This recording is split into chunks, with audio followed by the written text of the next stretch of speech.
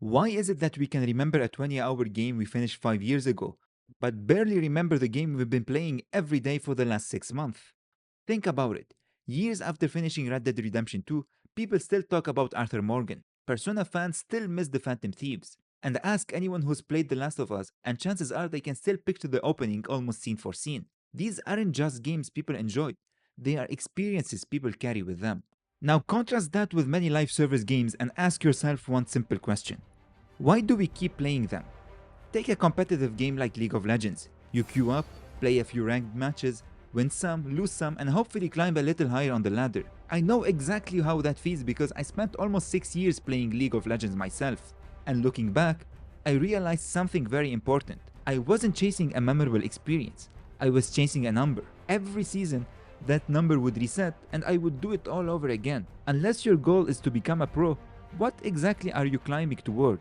Or take a gacha game like Honkai Star Rail or Genshin Impact.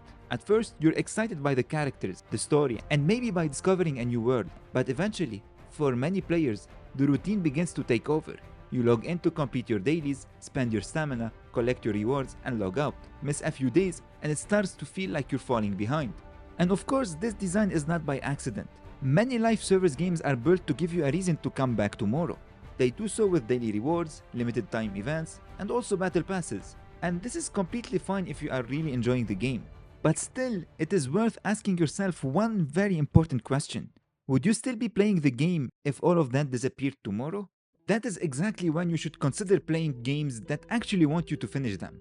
Unlike many live service games, great narrative-driven games aren't trying to keep you occupied forever. Their goal isn't to make you log in every day or convince you to buy another battle pass. Rather, their goal is to take you on an unforgettable journey and leave you satisfied when the credits roll. And from a business perspective, that makes perfect sense for them. For most single-player games, success isn't measured by how many consecutive days you logged in or how long they managed to keep you playing. It is in fact measured by how many players bought the game and more importantly, whether those players walked away recommending it to others. The better the experience, the more people talk about it.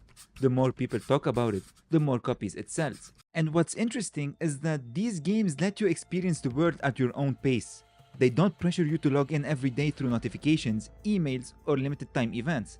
They trust that if the experience is good enough, you'll come back on your own. And that is the key difference. They don't rely on FOMO, they earn your curiosity. I still remember starting Horizon Zero Dawn. I wasn't chasing any cool gear, I just wanted answers.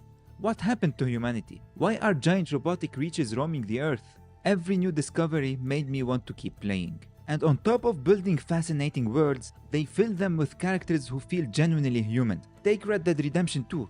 Arthur Morgan is widely regarded as one of the greatest protagonists in gaming, yet he doesn't carry the story by himself.